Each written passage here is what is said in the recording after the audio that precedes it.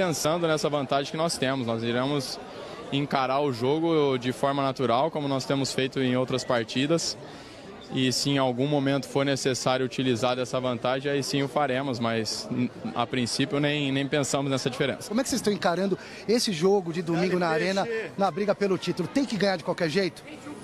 O momento de pensar no Corinthians, ele vai chegar com certeza, mas nesse momento o nosso foco está totalmente direcionado para o Santos, porque eles merecem toda a nossa atenção e respeito. Diego, tu conversou com o Ederson já? Sim, já conversei com ele. Como é que ele tá? Como é que vocês do grupo reagiram a essa notícia? Fomos impactados, né, com essa notícia, mas o Ederson é um cara que já vem demonstrando há algum tempo, em algumas situações, essa superação, essa força de vontade. E hoje, mais uma vez, nós sentimos isso nele. Sem dúvida nenhuma que ele vai superar, é um cara muito querido pelo grupo e nós estaremos ao lado dele para tudo que ele precisar. Uma sequência forte agora, um jogo decisivo contra o Santos, Corinthians e Santos novamente, Diego. É uma sequência difícil, vamos por partes, porque senão já fica ainda mais pesado, né? Agora é momento de pensar nesse jogo da Copa do Brasil contra o Santos. Ótimo registro do Jackson Pinheiro com o Diego, que é uma das atrações desse jogo de amanhã. Retorna a Vila Belmiro e provavelmente Ricardo Oliveira retornará ao time do Santos amanhã também, pessoal. E Santos e Flamengo. Muda a característica de jogo do Santos, né? Porque com o Kaique, o time era muito mais móvel, né? O time tinha movimentação na frente. Ele com o Bruno na frente, a movimentação muito intensa. Agora com o Vecchio jogando que o Santos está jogando num 4-3-3, claramente, né? Com um volante só, que é o Yuri, 2 meias, o Lucas e o Vecchio e 3 atacantes. Então, o Santos vai tentar abafar o Flamengo na saída de bola no início da partida, é a proposta que se vê mais claramente, porque foi o que o Flamengo fez contra o Santos na Ilha do Urubu, não foi? Lembra, João? Foi. Deu abafa, conseguiu esse belíssimo gol, e aliás, já tinha perdido um outro, né? A bola do Guerreiro é sensacional, né? E tem gente que ainda acha que o Guerreiro não é tudo isso. O Guerreiro deu uma bola maravilhosa, e aí saiu o primeiro gol da equipe do Flamengo, e a gente terá a oportunidade de ver uma grande partida, 2 grandes times. Acho que o Flamengo tem melhores soluções, até em termos de time, né? Não vai poder, ou não terá 2 desfalques pelo menos, né? Não vou nem contar o goleiro, que o goleiro não estreou ainda. Que eu acho um erro de estratégia, mas aí depois a gente pode discutir. Né? Se o goleiro vai estrear com o time, vai jogar fora de casa contra o Flamengo, porque ele não estreou em casa contra o Curitiba. Eu acho um erro de estratégia, mas aí depois a gente pode falar sobre isso. Agora, não vai ter o Caveirinha, o Giovânio, né? Que dá um tom diferente pelo lado do campo. E não vai ter, talvez, o cara que possa dividir com o com o Diego, a obrigação de articulação no meio-campo. Então, eu acho que o Flamengo perde um pouco, o Santos vai perder também, porque com o centroavante fixo muda um pouco a estratégia de jogo. Os 2 homens de lado vão ter que voltar mais na composição, porque só vai ter um volante. Talvez mude um pouquinho a estratégia de jogo, mas o Santos não pode deixar de abafar o time do Flamengo, senão já perdeu. Senão o Flamengo já passou. Eu não tenho certeza que o Ricardo Oliveira vai começar o jogo, mesmo sem o Kaique. Porque o Levi vai olhar para a condição física do Ricardo Oliveira e ritmo de jogo dele, talvez o Levi... Inclusive hoje, PVC, preocupado com isso, é colocar o Ricardo Oliveira para disputar um treinamento coletivo com a equipe júnior, para ir adquirindo, tentar acelerar um pouco mais esse processo e ganhar ritmo de jogo, mas é uma dúvida realmente. Ele pode eventualmente colocar o Thiago Ribeiro do lado e o Bruno Henrique como centroavante, não sei, vamos ver o que vai acontecer amanhã. Diego e Ricardo Oliveira jogaram juntos no Santos, em 2003, na primeira passagem do Ricardo Oliveira pelo Santos. Aliás, não foram bem no Campeonato Paulista, né? O Santos foi eliminado na fase de grupos daquele Campeonato Paulista, num grupo que tinha São Paulo e Santo André, mas eles jogaram juntos pelo Santos. Vice da Libertadores. Na campanha do vice da Libertadores naquele primeiro semestre de 2003. No Paulista eles foram eliminados na fase de grupos. O Diego é muito importante, o retorno dele, mas é o que o Pascoal falou. O Diego dá até por um lado, o Everton Ribeiro junto com o Diego caiu um pouquinho de produção nos jogos que o Everton começou como titular. Pode ser um ponto para o Diego jogar um pouquinho mais à frente e jogar mais. Acho que o Flamengo vai jogar no contra-ataque. E pode ter o Berril para puxar a velocidade, para tentar ganhar o jogo numa estocada rápida. Lembrando que o time do Flamengo de amanhã deve ser o mesmo desse jogo aí, porque os jogadores que chegaram... O Everton está em condições já. O Everton está em condições, porque os jogadores que vieram depois de abril, os 4 últimos reforços, não podem jogar. O prazo de inscrição da Copa do Brasil termina no dia 24 de abril. E o que explica isso que o PVC falou do Everton, do Diego, é que em alguns jogos, especialmente Santos e Flamengo, que eu estive lá, não obviamente, porque o Everton não estava jogando, mas eu estive também em Flamengo e Grêmio, é que dá para até traço comparativo justamente por causa desses 2 jogos. Sem o Everton, o Diego consegue se aproximar um pouco mais do gol e fica muito mais como a bola referencial do time do Flamengo com a criação. A participação dele é muito mais ativa e o Diego mais ativo, obviamente, faz com que o Flamengo seja mais inteligente. E com o Everton, em alguns momentos o Diego volta um pouco atrás para ter uma saída de bola mais requintada, né, para não sobrecarregar tanto o Cuéllar e, obviamente, o Márcio, que não tem essa característica, ele fica um pouco mais atrás e o Everton faz muito esse facão por dentro e em alguns momentos eles próprios, os dois, ainda estão se atrapalhando um pouco. Então vocês acham que está funcionando melhor quando um deles está em campo? Por enquanto, sim. É claro que naturalmente esse entrosamento vai sair, porque os 2 jogadores são muito bons, são muito inteligentes. O Everton jogando ele fazendo o trabalho solo no meio-campo na última partida, sem o Diego, ele foi muito bem. Foi muito bem, então. Os 2 estão dividindo o protagonismo em algum momento, por essa ansiedade, estão se atrapalhando. Ora o Diego não sabe se abre muito, se volta um pouco mais atrás para dar esse espaço para o Everton. Os 2 estão tentando dividir a mesma faixa de campo, né? O Everton mais aberto, só que ele vem muito para o meio, porque a característica de infiltração dele é muito forte. Então é um trabalho que o Zé Ricardo ainda está tentando ajeitar no Flamengo para dar ao meio de campo essa rodagem e, obviamente, a qualidade que todo mundo espera. Eu acho... Não, a gente está vendo ali os lances da partida de ida. Não fosse o Vanderlei, esse confronto já era para estar liquidado, Sim, né? O Santos jogou muito mal. Aliás, o Santos não jogou, né? Não jogou. Os caras entraram em campo, o Santos não jogou absolutamente nada. O Santos sofreu com a marcação, o abafa do Flamengo. O Flamengo abafou o Santos. Você vê, o Flamengo abafou o Santos e ainda o Santos não sabia o que fazer. Repara na saída de bola lá. A saída de bola como é que é feita? O zagueiro faz a ligação com o ataque. Você vai reparar em todo momento. O gol do Cuéllar, né? Hoje tinha gente que estava perguntando o seguinte: será que o Cuéllar vai acertar outro chute daquele? Acho difícil. Os 2 gols foram praticamente na forquilha, né? A bola que era possível de defender, algumas até meio impossíveis. Nenhum volante do Santos deu combate nesse jogo. Eles foram muito mal, né? Inclusive no gol do Cuéllar, o próprio Levir falou e até os próprios outros jogadores do Santos na zona mista também, de que ninguém fez qualquer tipo de situação ali para você segurar a posse de bola contrária. E houve um buraco, e nesse buraco que o Cuéllar entrou e... Agora imagina se vai para os pênaltis esse jogo.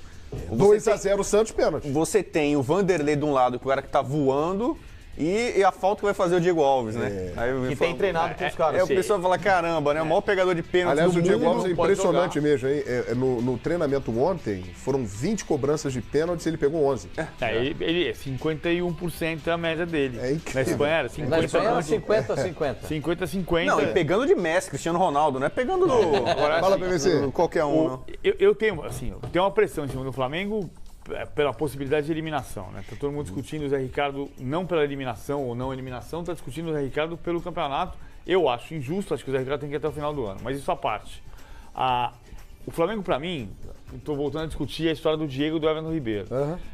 Com o Diego e com o Everton Ribeiro, o Diego jogou mal o jogo contra o Palmeiras, mas o Flamengo fez um bom primeiro tempo e um mau segundo tempo.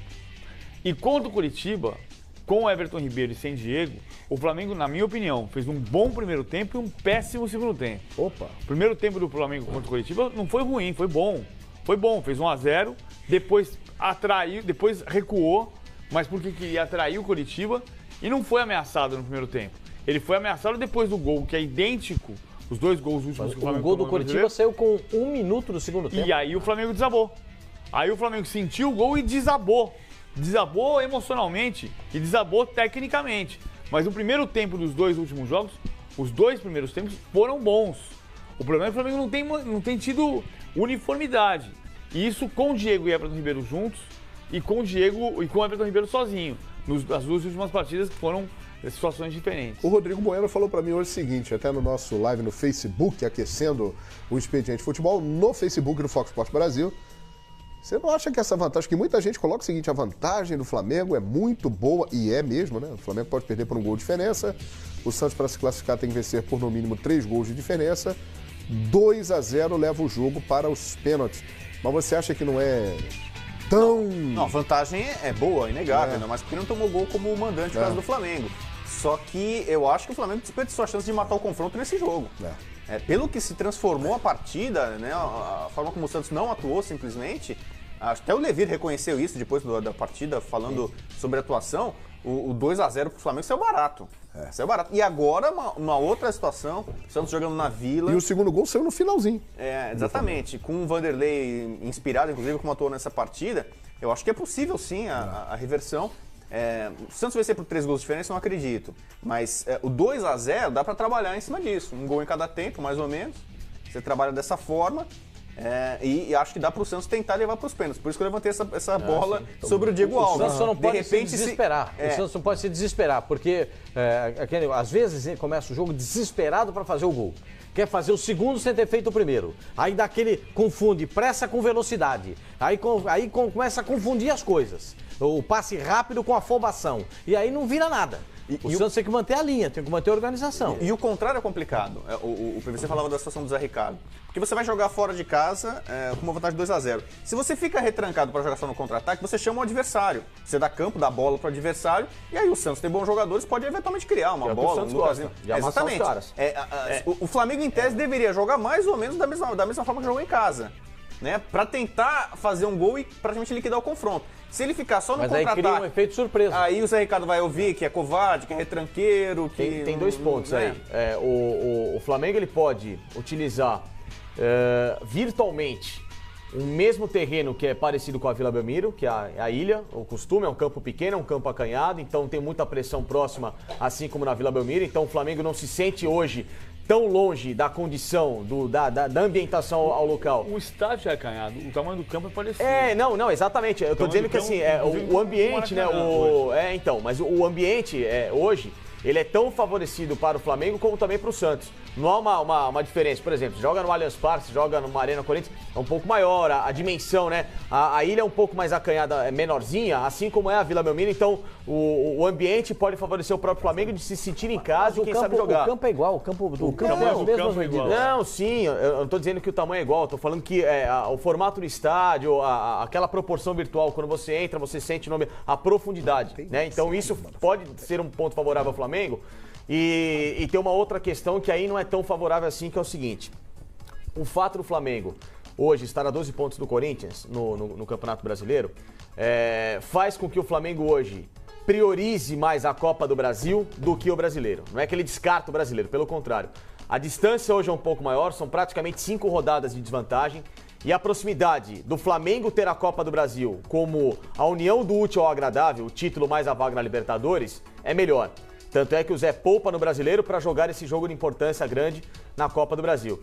Então, se colocar nessa pressão de vencer a Copa do Brasil, de ter um torneio com uma proximidade melhor daquilo que o Flamengo espera almejar na temporada, que é um título, pode fazer com que o Flamengo também entre em campo pressionado e isso seja um empecilho dentro de campo, ainda mais com uma vantagem por 2-0. Perfeitamente. Olha aqui, nós temos que ir para um rápido intervalo. Lembrando que o programa hoje termina mais cedo, né? Termina às 7. Mas como os senhores não estarão amanhã nesta bancada do Expediente, eu vou fazer... Você estará amanhã não, né, PVC? Amanhã você está no Botafogo e Atlético, né? No Engenhão. No Newton Santos.